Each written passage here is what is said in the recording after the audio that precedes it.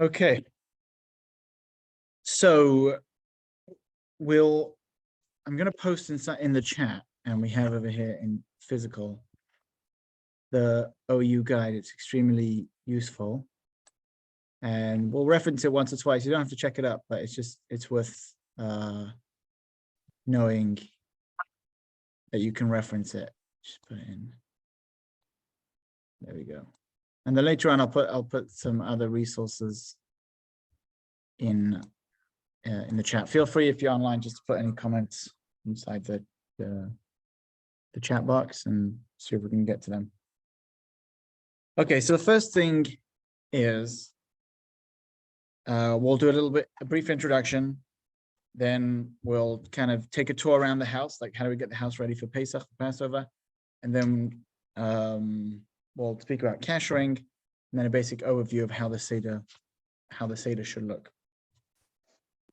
So the first things first, if you bear with this, I do believe will genuinely make your Pesach easier, because people often tend to make, especially the looking for chametz, the cleaning the house, more stricter than they have to.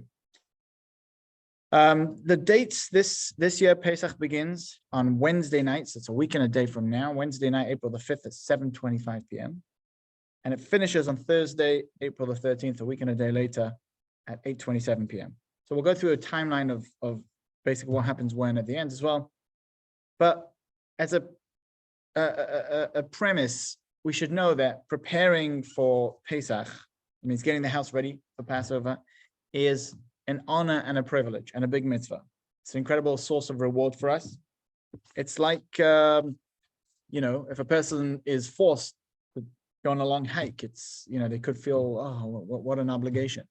But then if they're doing it and enjoying the exercise, or they want the fresh air, or it's a matter of perspective how we look at it. Some people view this as a strain, some people view it as an honor and a privilege. And we have to keep in mind that our kids, our relatives, our friends, others, when they see us, they see our attitude to Pesach. If they see us acting like it's a strain, then they'll choose what they perceive to be not a strain. So if they see us acting as what they see as like slaves, hard work, they'll choose the other option. But if they see us enjoying this mitzvah, it sets the tone, and it really sets the meaning and the tone for the whole year. Pesach in the month of Nisan is the first month and the first chag that we have in the cycle of the year, at least according to most counts of the month. So, and chametz, without going into details, not the place for it, but not only is it a physical thing that we have to get rid of, but it also represents a spiritual kind of element of a sin. Okay. Now, what I want to start with is people often confuse and conflate spring cleaning with Pesach cleaning. These are two different things. And Pesach cleaning gets a bad rap because people go, oh, wait, the rabbi made me do this. Halacha made me do this. The Torah made.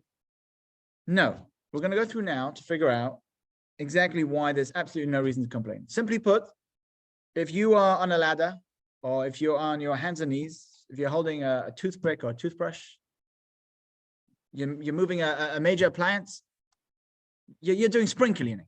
You're not doing Pesach cleaning. And I would tell you that why do it now? If you could do it any other time of the year. Now, if it works for you, it works for you, and you don't get stressed about it, and you come into Passover and you sit by the Seder, you're happy, fine. But according to the halacha, we'll see there's no reason to get on your hands and knees. There's no reason to move your fridge. There's no reason to be scrubbing the top of your ceiling fan with a toothbrush. So it's important that we get that first thing first, okay? And to be honest, Pesach cleaning a house, average house, could take just a few hours. We'll see in a second how this works. Not only that, they say that the only bitter thing at the Seder table should be the marrow, the bitter herbs. So if we're going to come into Yom Tov and we're not going to be happy because we're overstressed over the Pesach cleaning, that is not a positive thing. So by all means, we can do a spring cleaning, we can go to the extreme, but we shouldn't blame the Torah and say, oh, Pesach cleaning is such a stress.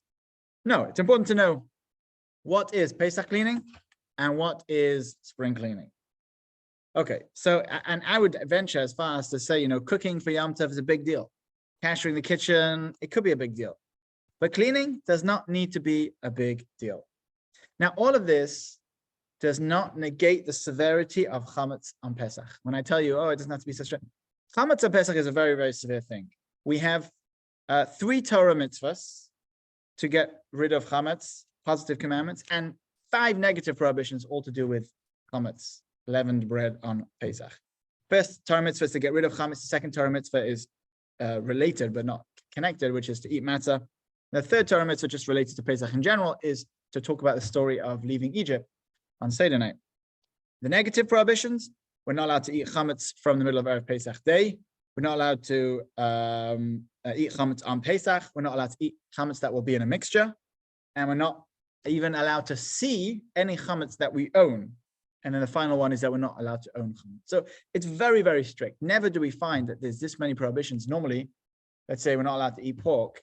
The same would be for a mixture. You don't need an extra prohibition. You don't need, but chametz is very, very particular. So I'm not negating from the importance of chametz. Chametz is very severe. Chametz is unique in many ways. We're not even allowed to possess it. Generally, we can possess it. That's why people ask questions. Oh, can I own stock in a company that is trading? Right? So we can, but you have to understand how. And benefiting from chametz, you're not allowed to benefit. You're not allowed to own it. It's not allowed to be in a mixture. So it is very, very serious. There's actually 5 different ways it's unique. Number 1, it can't be in a mixture. We can't possess it. We have a positive commandment to dispose of it. Nothing else, pork or meat and milk. We never have a positive commandment to dispose of it. It's number 4, it's forbidden to benefit from it. And finally, we're not even allowed to benefit from. We're not even allowed to have a crumb, a mashal, tiny amount. Doesn't matter how small. On Pesach is a real problem. So we'll say if you find chametz on Pesach, very briefly, won't go into too much detail, but if you find chametz on Pesach, you get a delivery from Amazon, you forgot that you ordered something or something comes about, you cannot give it to your neighbor because that would be benefiting from it. So you have to get rid of it. The quickest way would be to flush it down the toilet. In the olden days, it would burn it. Now, on Shabbos and Yom Tov, we're not even allowed to touch chametz because it has no use, so it's considered muktzah. So we're not even allowed to touch it, so we should cover it or kick it underneath somewhere, and then dispose of it immediately. We cannot give it away. We can't even benefit from it. So the long story short is that chametz is our worst enemy for a week and a day. So what is chametz? So chametz is anything that has been left to rise, produce that wasn't basically made as matzah pretty much. That's from the 5 grains. So wheat, barley, spelt, oats, and rye. Any of those can become chametz. Reminds me of one time, people don't know, but somebody once came to visit me on Yom Tov, on Pesach in Gibraltar, and they ate by me as a guest. And they said, "Oh, we got a beautiful present for your kids. What did they give me? A nice Play-Doh set. Very innocent. The issue is Play-Doh is literally wheat. It's with water. It's chametz, and it's you're not even allowed to benefit from it. I couldn't do anything. I had to destroy it. And it's you often don't know, and it's edible as well because they wouldn't be allowed to give something to kids that wouldn't potentially be allowed. And I wouldn't recommend eating it, but potentially if a kid ate Play-Doh, nothing would happen to the kid. That's why it's okay. But that's why it's also a problem. So we have to know that we can find chametz in chametz is not necessarily a cookie or a loaf of bread. Anything, we'll see later. Any food, we'll see later, even pet food could be chametz. Now, any food that's not edible, by the way, not edible means that even a dog wouldn't eat it. You give it to your dog. No, I don't want that. Any food that's not edible is not considered chametz, right? So, if you're thinking, oh, maybe there's a hamantash from 2018 before the pandemic behind one of my cupboards, you're not sure, but you want it. If you know there is, you probably get rid of it. But if you don't have to, because it's not even edible. At that point, it's so moldy, even your dog wouldn't eat it. So, if you're thinking, oh, my grandchildren came to visit, maybe there's a crumb. No, you don't have to be concerned because that's likely not even edible. Now, how much chametz is an issue? Now, obviously, on Passover, on Pesach, even a crumb is an issue. But when we're talking about looking for chametz, we're not looking for crumbs. This is a common misconception. We're not looking for crumbs. The Mishnah Berurah tells us in halacha that we're looking for anything that is an olive size and bigger. That's roughly 30 grams. 30 grams. Think of it like a little ping pong ball. Now, and keep in mind that if it's less than that amount, that is dirty and soiled on the floor, that's likely not edible and definitely not edible for humans. Says the Mishnah Berurah, we don't have to look for that amount. If we're looking for if it's above that but not edible to a dog, then it's also not considered chametz.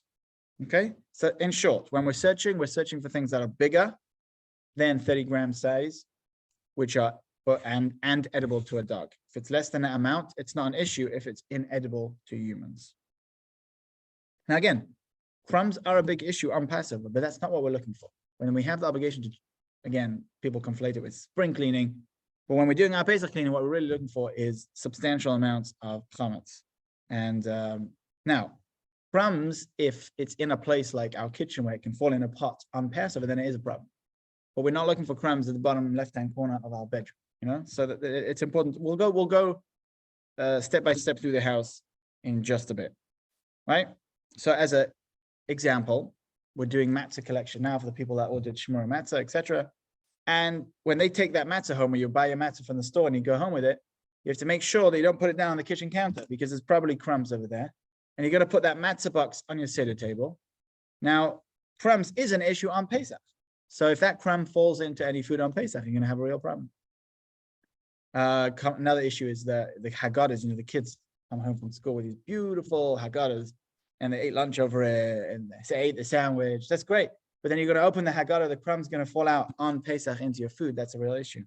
So we have to be very careful about that. This is why I always take two of these guides. One for before Pesach, and one for once Pesach had started. Because until Pesach, I'm not careful to keep this in a place where there's no chametz. This is lying on my kitchen counter. This is everywhere. We check this all the time. But then I have another one. We have plenty at the shul.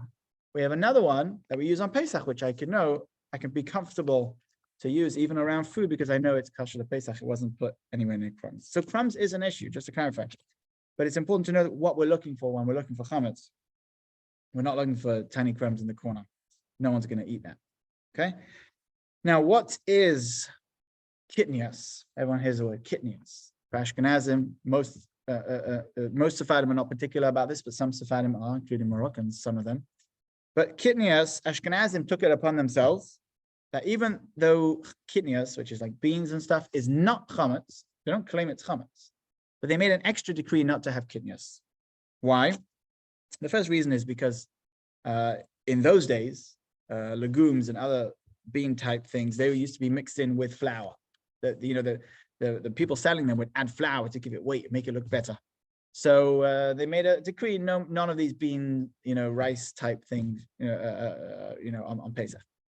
The second reason that we speculate maybe why they decree do not allow kitnias is because anything that could be manipulated to look like flour, and then you can put it with water and bake, and oh wow, that's a nice looking cake.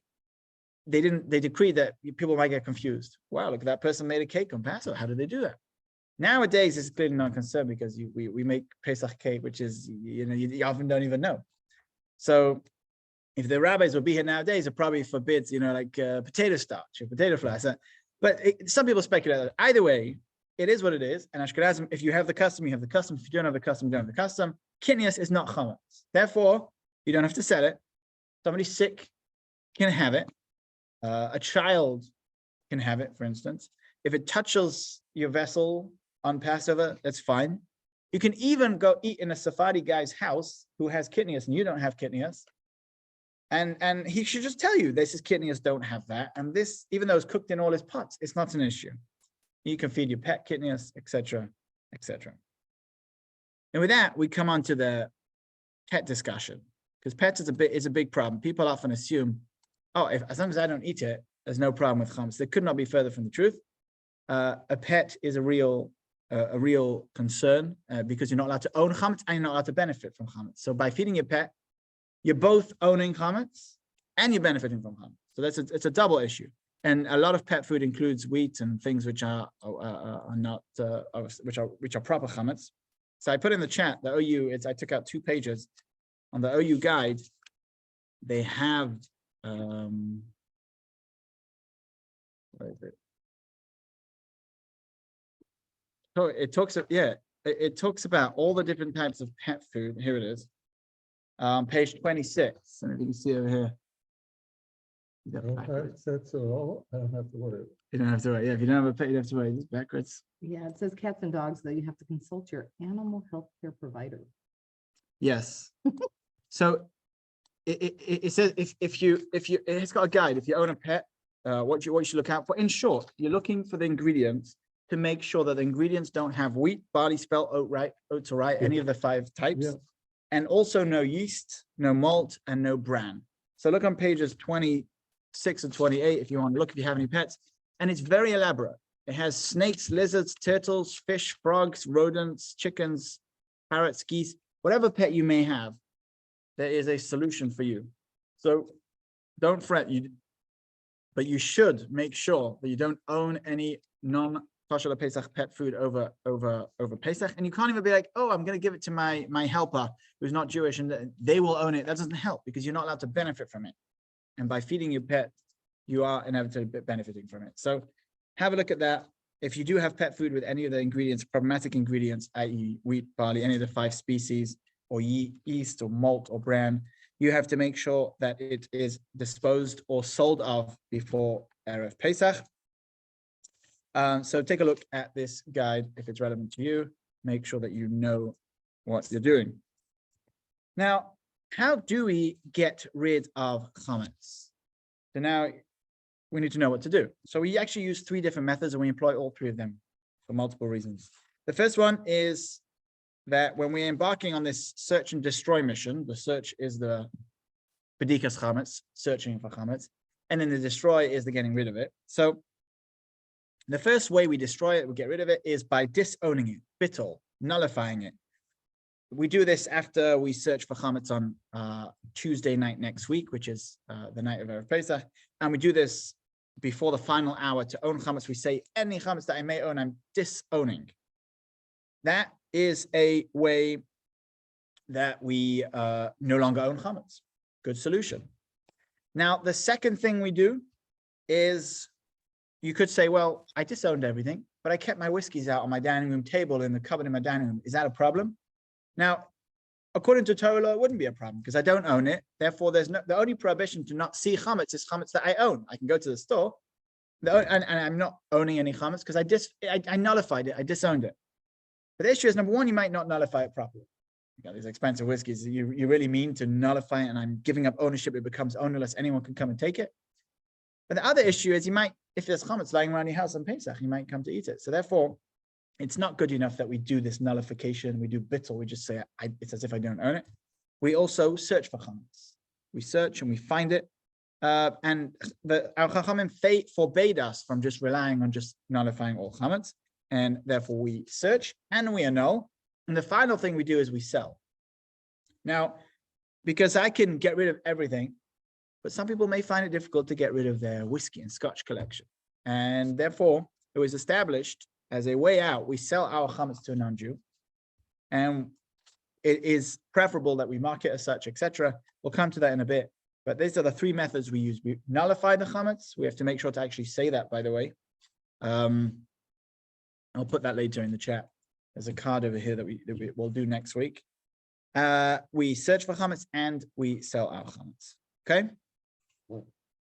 So now let's analyze what it means searching for chametz. So the first thing is, how do we define searching for chametz? So the first Mishnah in the tractate of Pesachim, in the Masechta Pesachim, says, any place that you don't put chametz, you don't have to look for chametz. Right? You don't have to look inside your loft, which you haven't been in 10 years, because you don't put chametz there. So it's a logical thing. Wherever you put chametz, you have to look for chametz. Now, the second rule is that any area that will not be accessed over Pesach doesn't need to be cleaned. So if I have another house in a different state, I'm not going to go there. I don't have to go there. Or if I have a room that I can close off, my garage, I don't need to look over there. So these are the 2 rules to keep in mind whenever we're discussing. So, for instance, when we're in our kitchen, we have a toaster oven, we have a blender, we have a sandwich maker, we have a food processor. We're not going to use any of this stuff over Pesach. There's no need to clean it. Put it in a box, put some tape over it, and put it in the garage. Boom, you're done. That is your Pesach cleaning for that. There's no reason to clean it. You're not going to access it over Pesach. Okay? And really over Pesach, one of your best friends should be tape. And we'll see in a second. You can use it for so many things, but not least, you put away anything you're not going to use over Pesach and you tape it up. Your garage, you're not going to use it, and there might be some chametz, tape it up and sell any chametz that might be inside. Otherwise, you run into the issue of chametz after Pesach. Okay, and the same applies for, as we'll see in a second, we'll come to toys and other things like that. So let's go through the house in practice, take a tour of the house and see what exactly we have to do. So bedrooms. Most people sometimes bring food in the bedroom. That's a reality. Some people have a policy. No food upstairs, no food in the bedrooms. If you do, fantastic. If you don't have a policy, and sometimes you like to snack in bed, then you have to look for chametz. You have to search properly, even for small amounts. But if you know that you never took any chametz, then you don't need to. The Mishnah Berurah says something very interesting in the halacha. We see that if you have kids in the house, everywhere in the house, everywhere accessible to kids at least, it's as if there's chametz, because you cannot. They brought, I'm telling you, they brought food everywhere in your house. So therefore, you have to assume that everywhere in your house is as if chametz went there if you have kids, because you can find a pretzel behind a toilet. I mean, you can find it. So the question is, will anyone go behind her? But potentially, you have to search a bedroom, you have to search everywhere, because the kids will probably, at one point in the year, have brought some chametz in. They carry it everywhere. Huh? Yeah. There's a question in the chat about, do you have to taping up cupboards? 100%.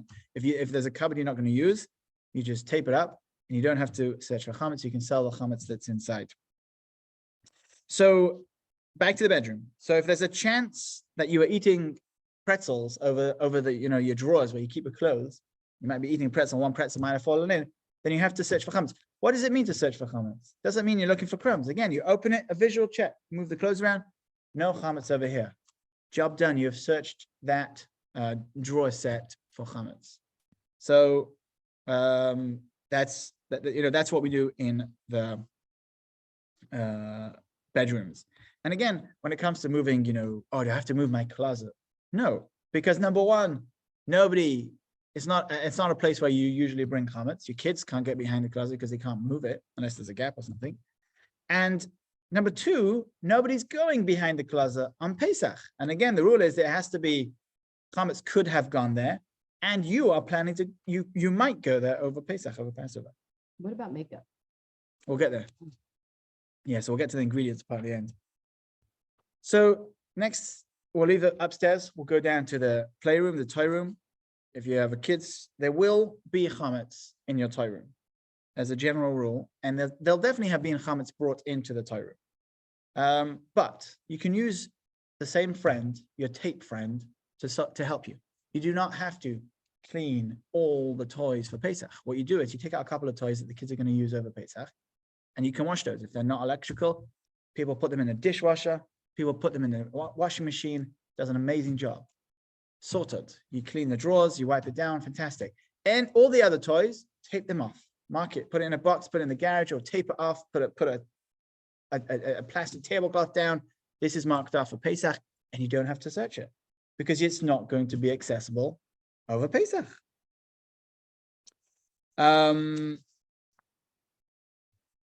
Floors and carpets, regular vacuum, regular sweep is perfect. And then once you've decided that this room is, now ready for Pesach, you don't bring any more chametz in. Otherwise, you're gonna have to vacuum it again. All intuitive, but we're not on our hands and knees looking on in the carpets for crumbs. And again, whenever it comes to big stuff like a couch or like a dresser, like I said, there's two reasons why you don't have to look behind it. Number one, because nobody goes there normally during the year. And number two, because you're not going to go there on Pesach. I'm not going to go there on Passover. So I often tell people, like, one thing I'll tell you over Passover, some people like to move everything around every few months in their house just to keep things interesting. Don't do that on Pesach. Because on Pesach, you might run into the issue where, now suddenly the place behind your couch, you should have looked for chametz because it is an accessible place. So save all the furniture movings till after Pesach. But if assuming you're not going to access behind the couch, then you don't need to look for chametz because it's not accessible. Again, if you have kids that can crawl underneath, you might get chametz and pull it out. That's a different issue. But, and again, some couches are movable. You have to know which are more movable than others. Okay. coming downstairs. So let's talk about, let's say, the bookshelf. So the same two conditions apply. If your books have come in contact with chametz, so you bring it to the breakfast, you're eating your breakfast over your novel, wouldn't recommend, but you can. Or you like to bring it to the Shabbos table and you're eating your challah, again, wouldn't recommend it. For this reason, many people in particular not to bring any books to the table, so they don't want to have to check the books for chametz.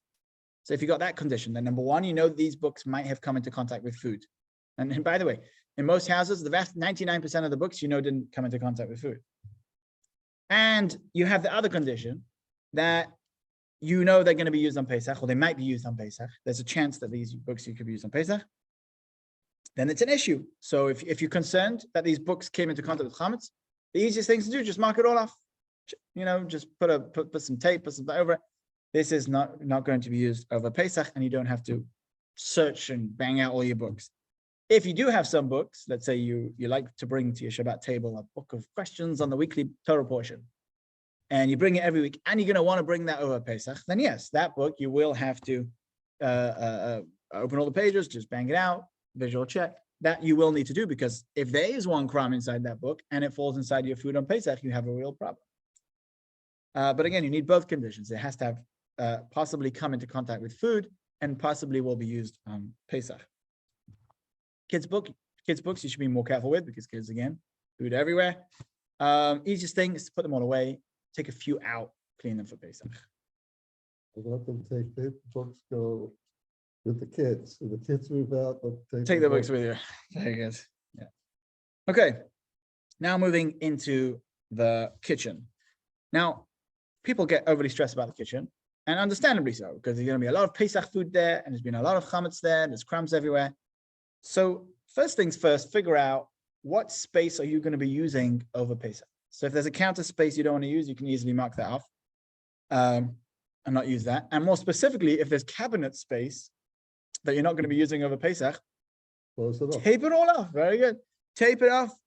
No need to start searching it, to cleaning it. That is not a place that you'll access over Pesach. You tape it all off. If there's chametz inside and it's your custom to sell chametz, sell it. Sell the chametz inside.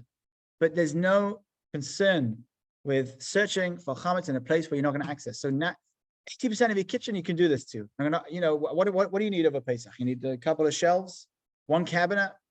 That you have to take out all the utensils. You do have to wipe it down. Some people even cover it because their crumbs do matter. But in all the rest of it, just tape it off. Again, tape's your best friend. And that is ready for Passover. It's ready for Pesach. It's not a place you're going to access over Pesach. I think that really takes the stress out of the whole kitchen thing. First figure out what space you're going to be using, and that's the space which has to be cleaned for Pesach. Everything else should be taped off.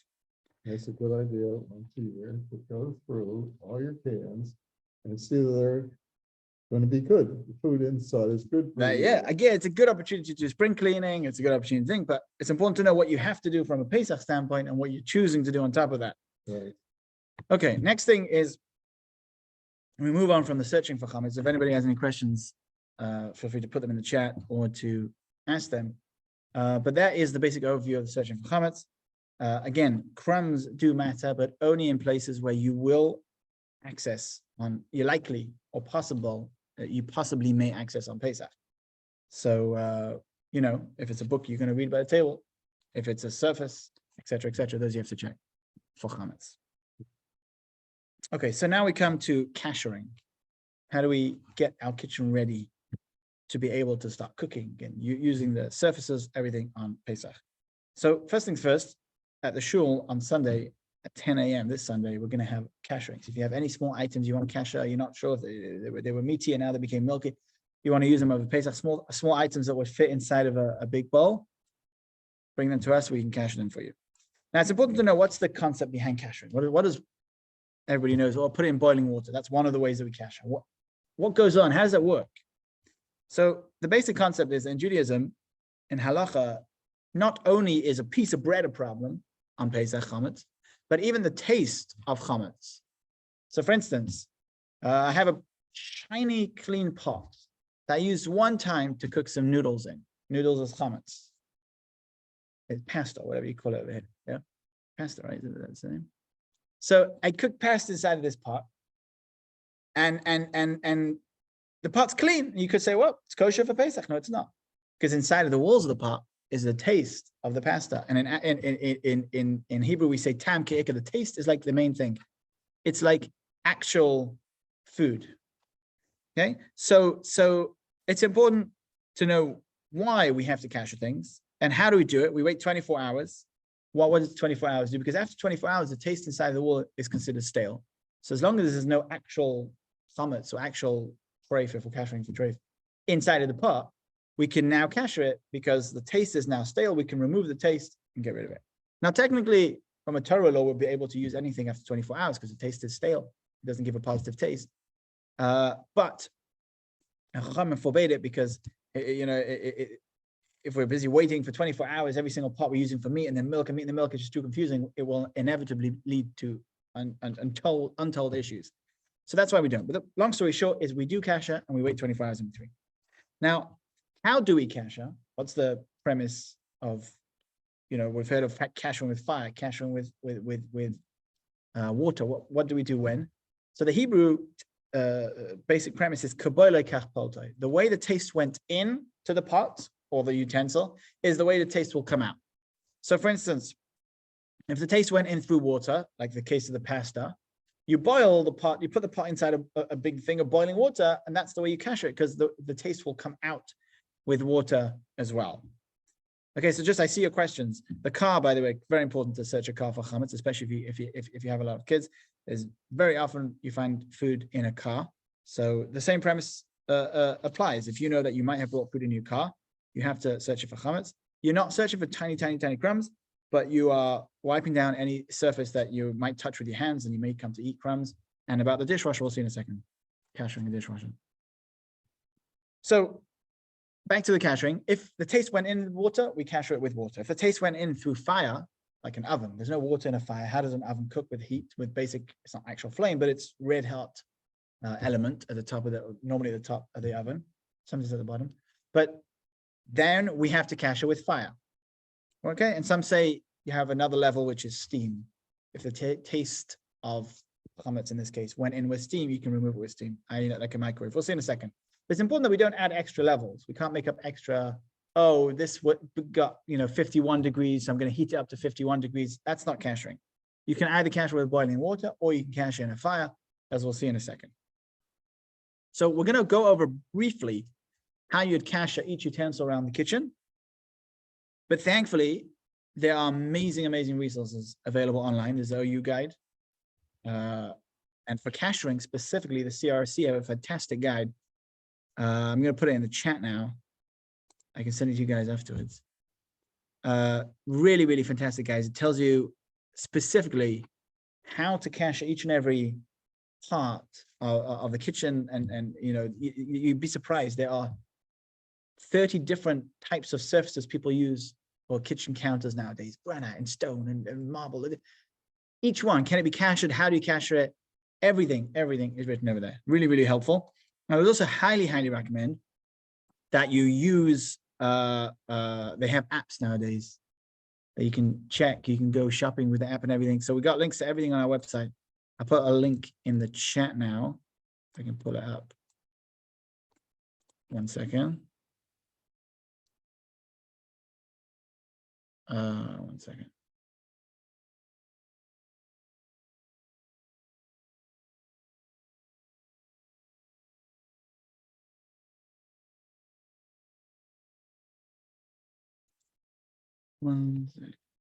It's basically, if you go to our webpage, dortikva.com/Pesach, and go down to the section where it talks about the guides, you'll see over there it's got links to all the apps. It's really useful. Second.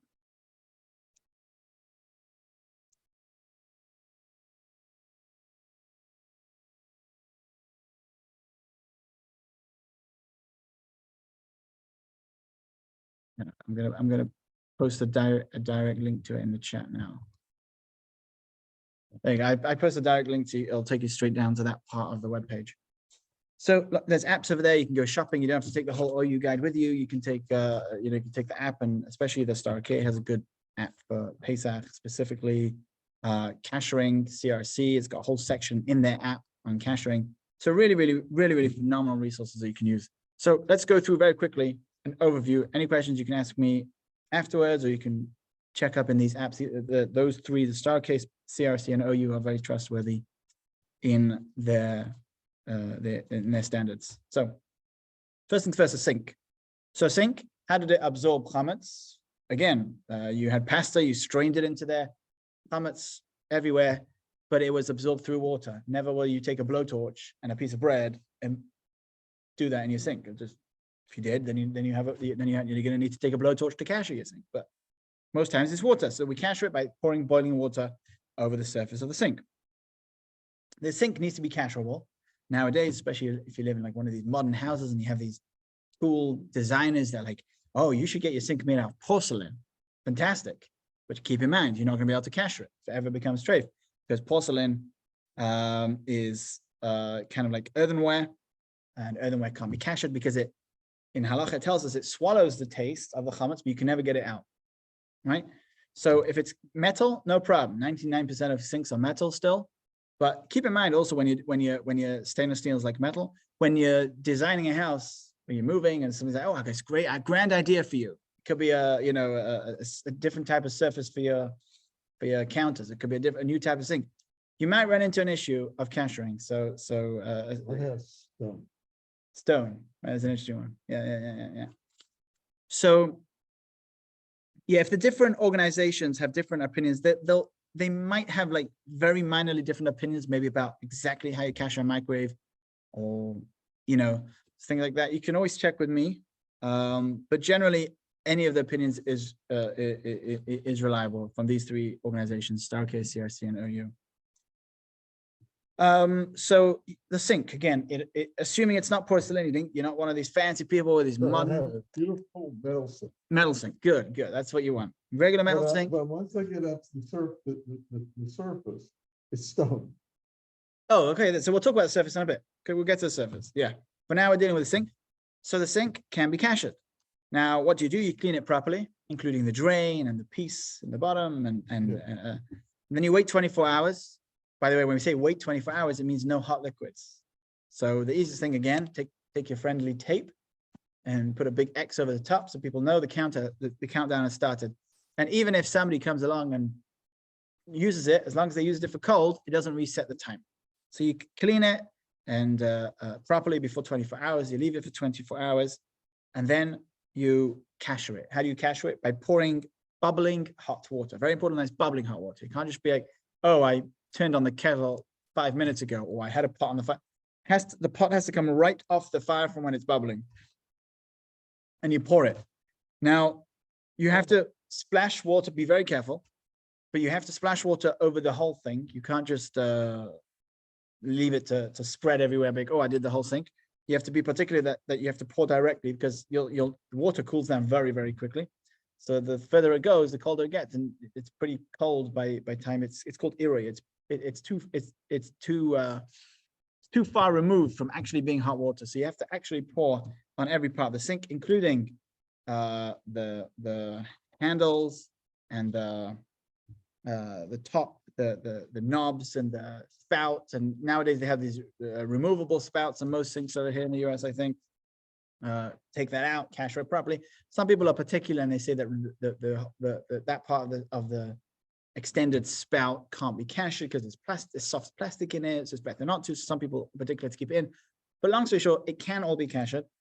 Pour hot water over every element, including the handles and the knobs, and after obviously it all being cleaned, the spouts, the taps, etc., etc.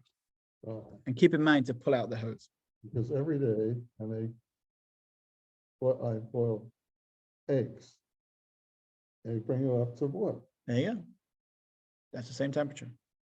It's just 100 degrees Celsius. I don't know what it is Fahrenheit. pour the stuff over it. Yeah. So we actually say that you can cash a hard plastic. Some say because it's soft plastic, again, you should not use the spout, i.e. don't pull out the spout over Pesach, but that's a stringency. Overall, the whole thing can be kasher. Countertops. So countertops should be cleaned well.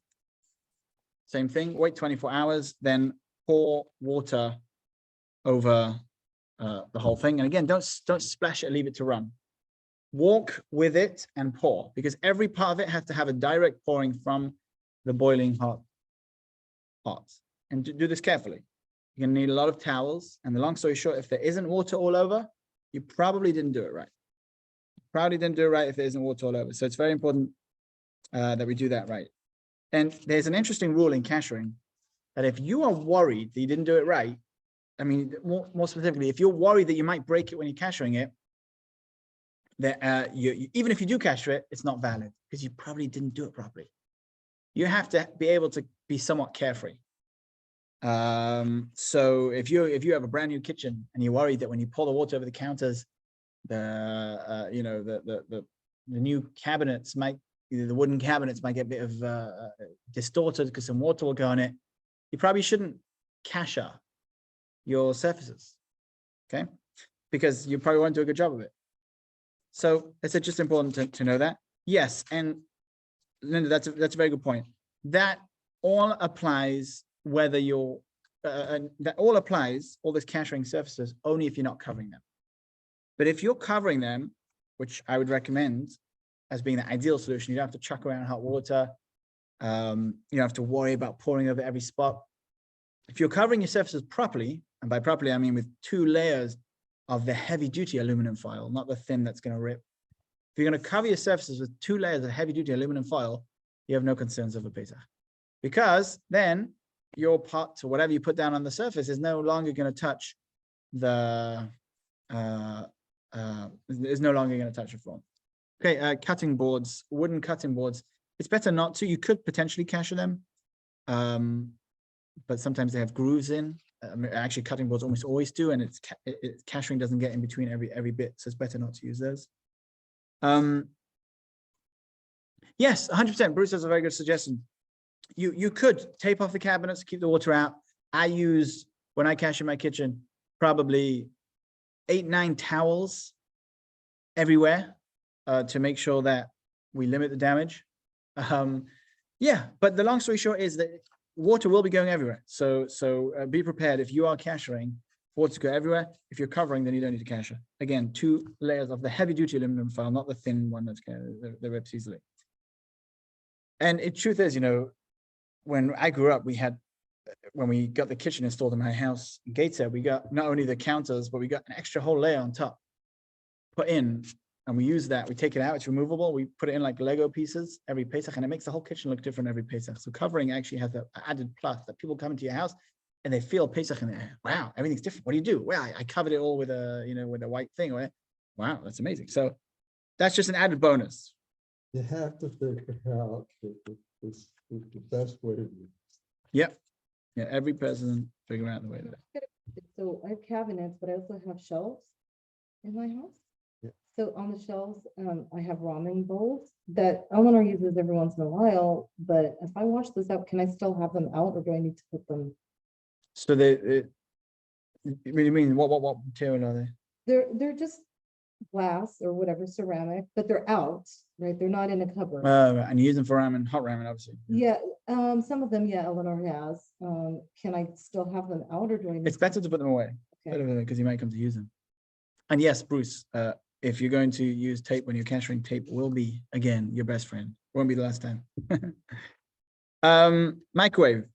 So how do the microwave absorb chametz? Well, I put my challah inside because I wanted to defrost it fast. That meant that what happened was through steam. There's no fire element in a microwave. And there's also no water in a microwave. But the way a microwave absorbs is through steam. So the way that most opinions, some say you can't kasher a microwave. The way that most opinions say that you can kasher a microwave is with steam. So it's important to know first and foremost that you cannot kasher the glass tray, because for Ashkenazim, who are particular not to kasher glass, specifically for Pesach, they can't kasher. So the tray just has to come out. Now, you clean it very, very well. Anywhere where you worried there might be some grime, but you can't actually get rid of it, spray a caustic spray, a very intense spray that will totally nullify it and make it not considered food anymore in hard to reach places and things like that. Then you clean it properly, wait 24 hours, and then you take a big microwave safe styrofoam cup, fill it with water and preferably with a bit of soap as well, and leave it in the microwave for 10, 15 minutes until the whole thing is filled with steam. That way you've cached it, because how did chametz go into the walls of the microwave? Through steam. You're cleaning it with steam, you're caching it with steam. Then it's important that you move the cup to another place. Why? Because everywhere in the microwave got cached the first time round, besides exactly where that cup was sitting. Underneath there, no steam went. So it's important you move the cup to make sure you cache that spot as well. A convection microwave is basically an oven, so that will come in the oven section. How do you cache an oven?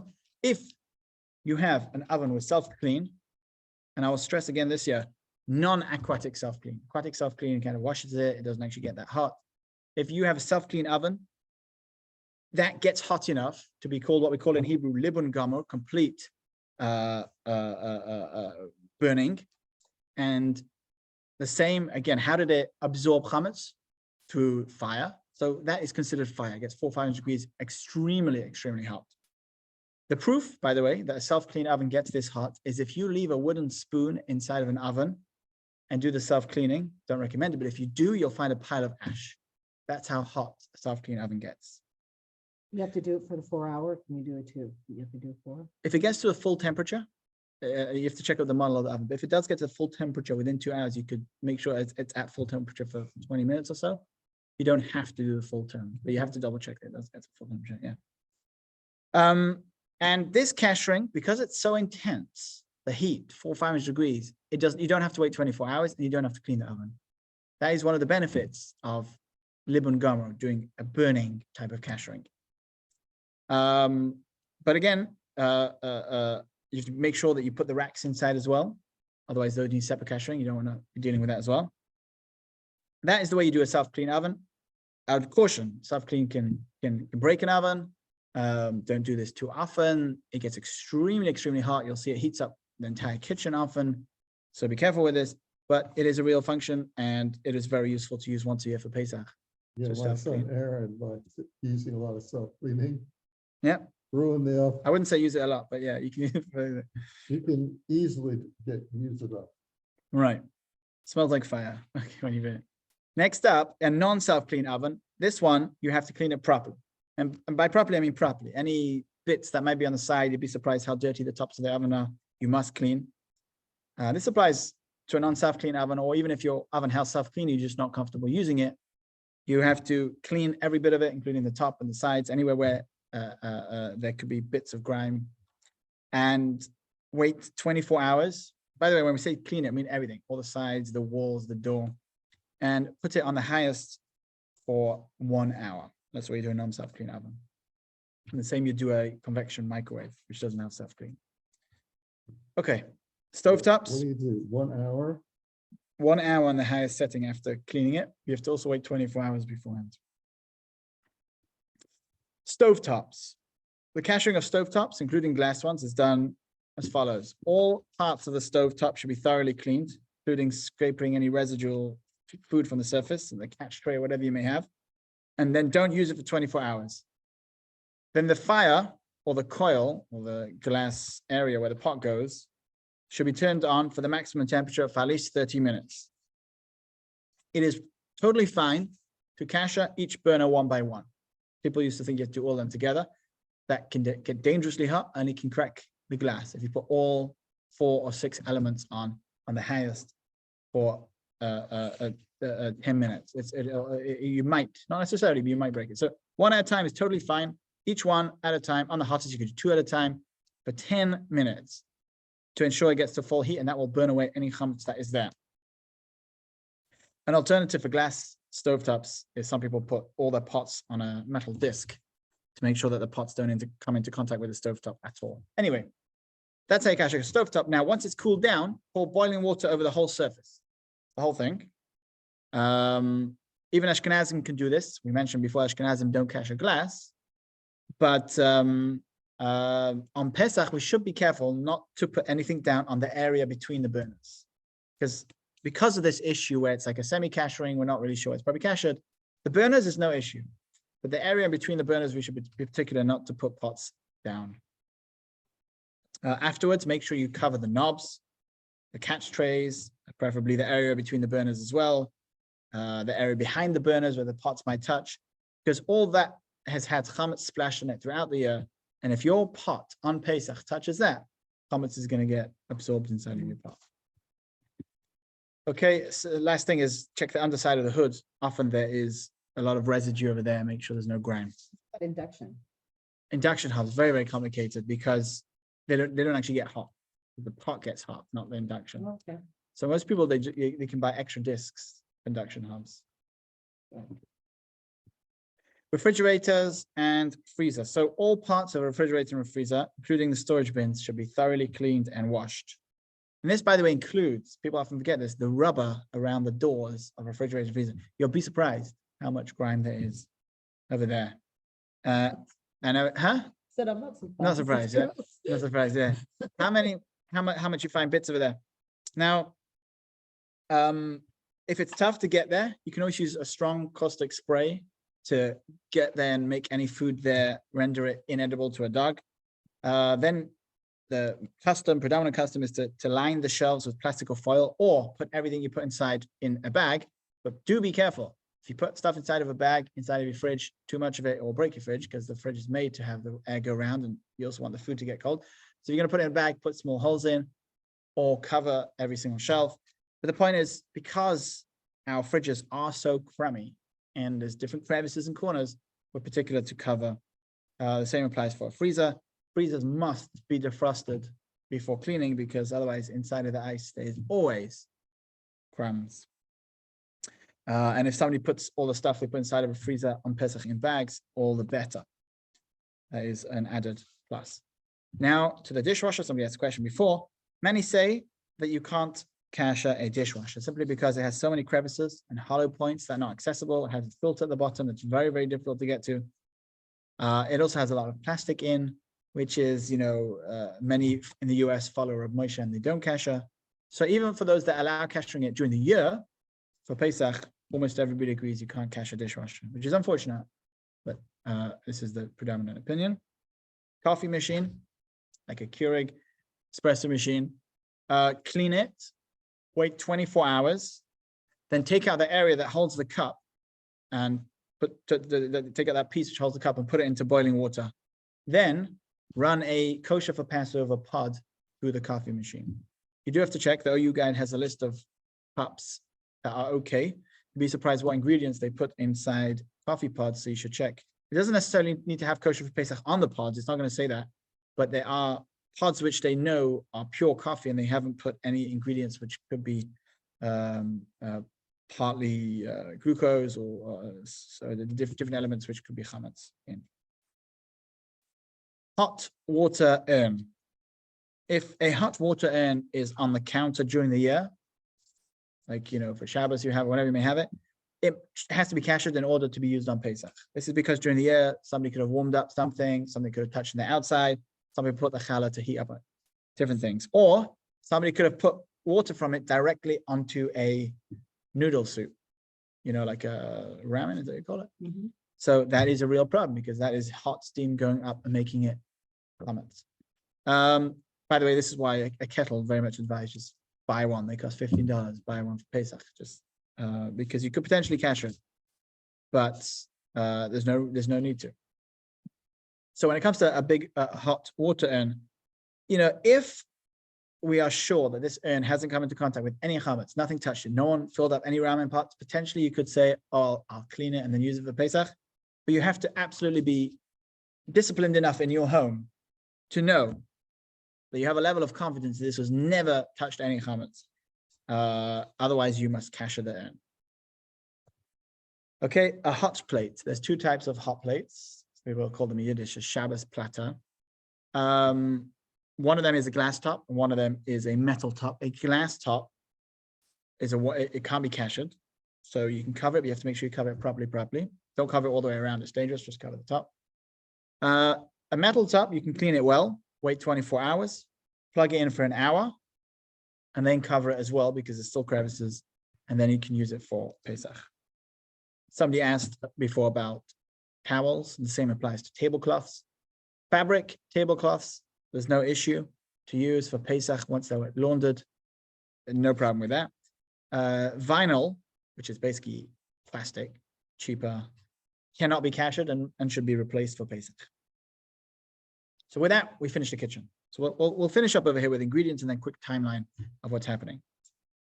So medicines, cosmetics, and toiletries. The CRC in their list, and most Hashem follow the same opinion. They say all varieties of blush, body soap, conditioners, cream, eyeliners, eyeshadow, stick deodorant, foundation, lotion, ointments, mascara, nail polish. These are all allowed on Pesach, regardless of the ingredients inside, simply because they're not edible. A dog would never eat these things.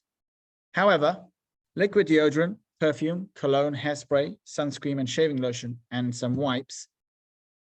These could be problematic because they have an ingredient inside that's called denatured alcohol, which can be edible, therefore can be a problem. So check those in the lists.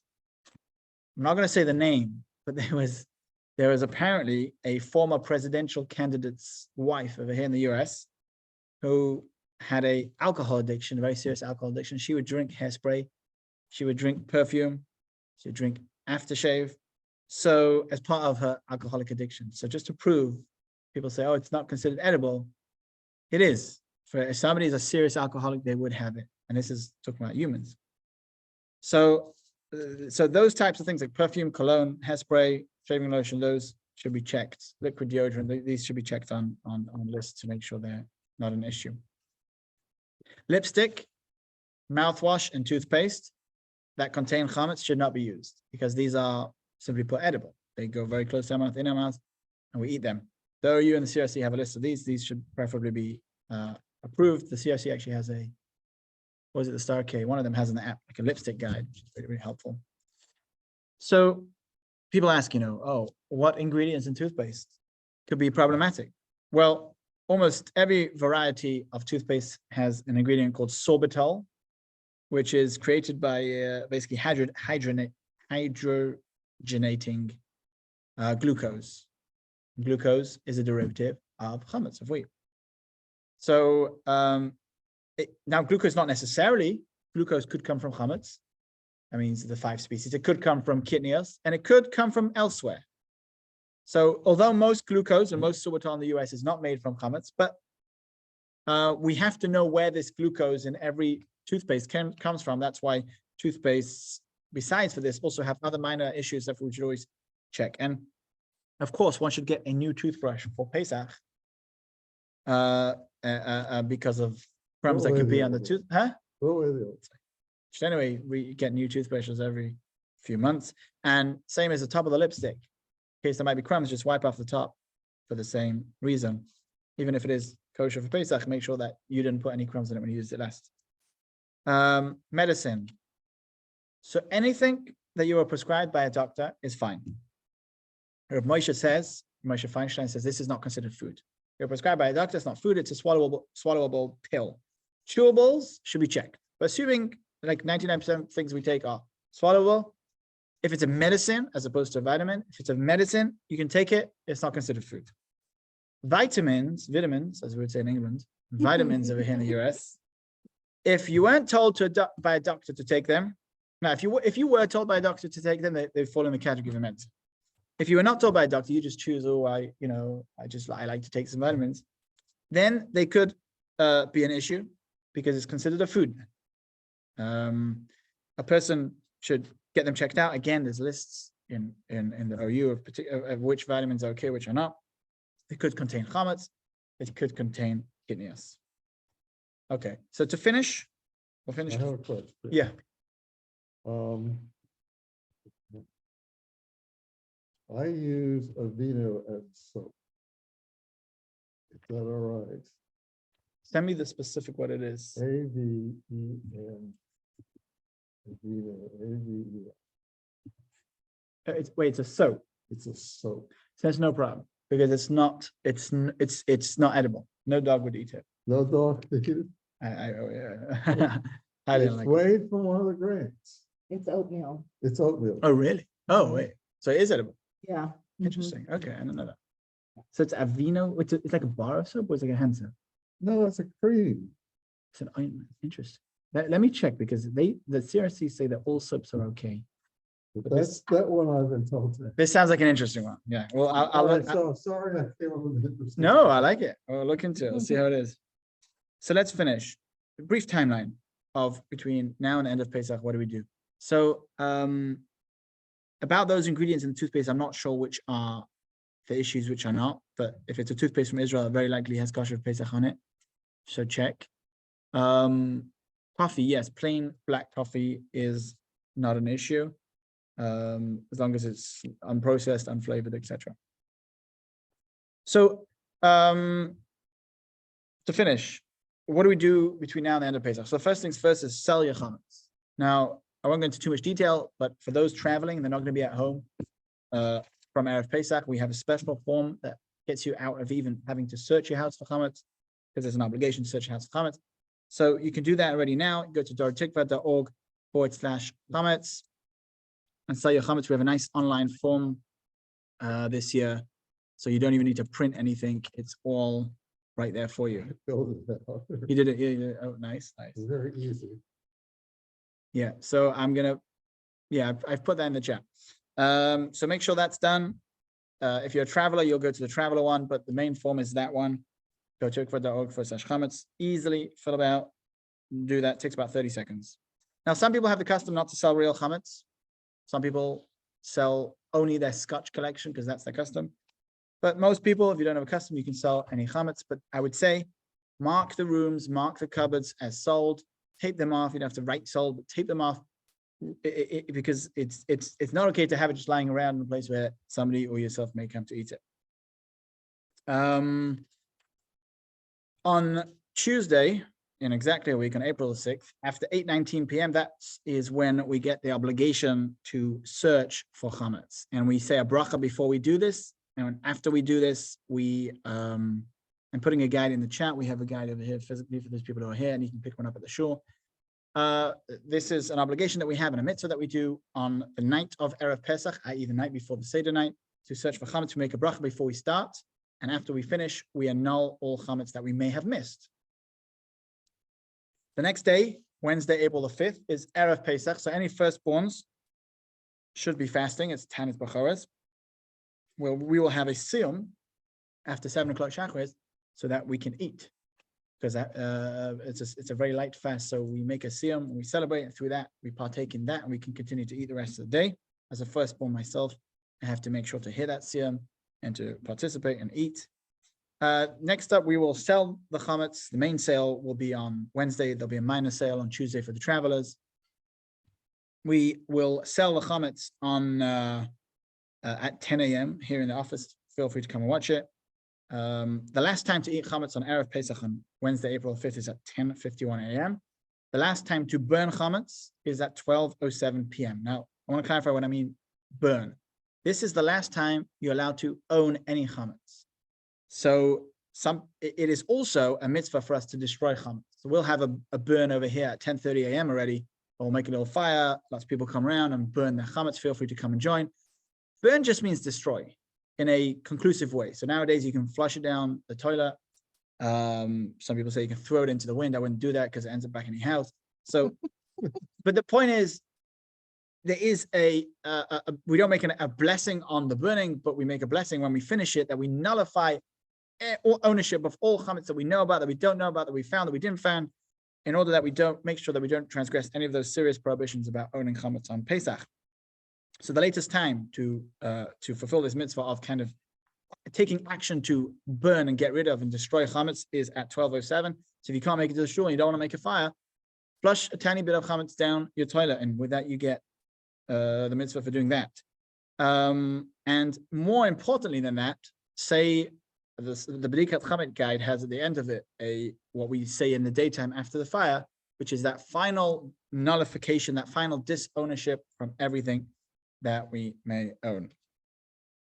The next up is to remember on Erev Pesach, which is again Wednesday next week, April 5th. is to remember, it can't be, is it April 5th? Hmm. Yes, April 5th. Yes, the Tuesday is April 4th. Yeah. April 5th. So the next main thing is to remember Erev. Another important thing is to remember Erev Tavshilin. Erev Tavshilin enables us to cook. It's a halakhic practice which allows us to cook food on Yom Tov for the Shabbos that follows. And it's a 3-day Yom Tov. So it's Pesach day 1, Pesach day 2 on Thursday and Friday, and then Shabbos. So it allows us to cook from Pesach into Yom Tov. So check our Pesach webpage again, dartikva.org/Pesach for a guide on how to do Erev Tavshilin. You can also go to dartikva.org/Passover. It all goes to the same space. Yep. At the Seder, the mitzvahs are very briefly telling the Pesach story, in particular to kids, but just to relate the story, even one person alone. 4 cups of wine. Ideally, it should be wine, and ideally, it should be red. Eating matzah and maror. Maror is generally romaine lettuce, but some people have horseradish. The main thing is it must be raw and unpreserved. Otherwise, it is not as sharp as its natural state. And I would say this, make sure to have the right amount of matzah, the right amount of wine, the right amount of maror to actually fulfill the obligation. Unfortunately, some people seem to think that it's a taste test. Oh, wow, I had a little bit of matzah. I had a tiny bit of maror. I had a little bit of wine. That's not how it works. Both men and women are obligated to fulfill these mitzvahs properly, which means to have an actual amount which is considered fulfilling the obligation. The OU guide on page 17, I will put just these 2 pages in the chat because it's very useful to have this fantastic diagram of exactly how much matzah you need to have. And you see that leaf over there, exactly how much maror you have to have. And on the previous page, it tells you exactly how much wine. There's 3 different measurements. Able-bodied, healthy people should try and have the maximum measurements. If somebody's struggling because of age or because of health, they can satisfy the requirement with the lesser measurements. But do look at this 2 pages, which I sent on the chat now, and it is on page 16 and 17 in the OU guide. That will really help you know how much you have to have on Pesach night, both of the Seders, to fulfill the obligation. Very healthy. Keep in mind, maror, lettuce and other veg must be checked. The way they write in the OU guide is quite funny. They write, the guests that you don't want at the Seder.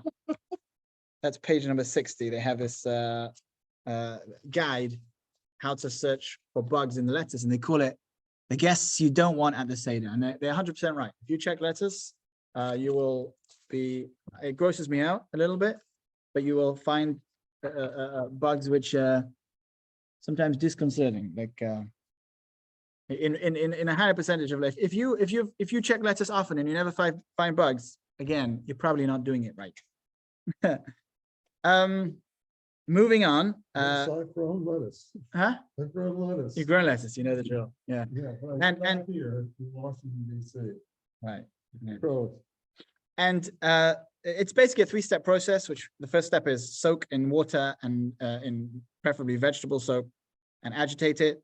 B is to drain, and C is to inspect under direct light. So see the guide for exact details on page number 60. Now, Chol HaMoed, so that's the 3-day Yom Tov, 2 Seders on Wednesday night and Thursday night. Pesach day 1 is Thursday, Pesach day 2 is Friday, and then Shabbos. There'll be 3 days of Chol HaMoed on Sunday, Monday, Tuesday, April 9, 10, and 11. Then we move to the 2nd days of Yom Tov, which are Wednesday and Thursday, the 12th and 13th. Pesach finishes on Thursday at 8:27 p.m., which is potentially the earliest time we can have Chametz, except that we don't own any, hopefully, at that point. So we should wait until 8:50 p.m., which is the earliest time we have on our schedule to eat Chametz.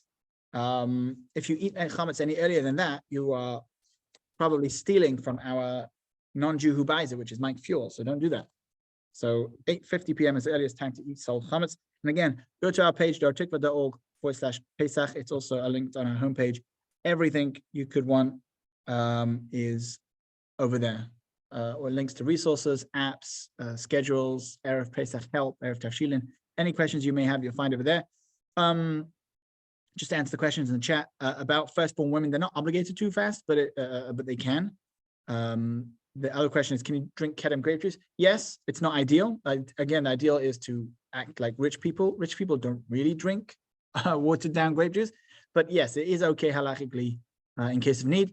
what you can do is mix it together. So at least it has a taste of wine. And if you're even stronger and you can have majority wine, so you're having 51% wine and 49% Kedem grape juice, that's also an option. But of course, if you can just have grape juice, that is also fulfills the obligation. I'm just telling you in order of ideals.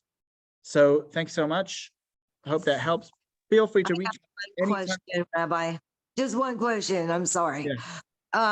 I'm gonna be in a hotel the night before the community Seder. Because I want to be in the area. So, that night, like, is that on the things you just sent us? Like what to, because I'm gonna be by myself. And so I really want to follow it correctly. Yes, So- yeah. So check the webpage, you'll see. Okay, it'll have And you can everything. send me a message. I'll send you specific answers to any questions for that I night. just worry about opening my door at a hotel for. Yeah. I'll go through it with you. I'll go through it with you. Long story short, feel free to message me, email me, call me, text me any questions that you have. Cashing questions, kitchen questions, searching for comments questions, cashless questions. Again, there's a ton of resources available online. We have linked to it all on our website.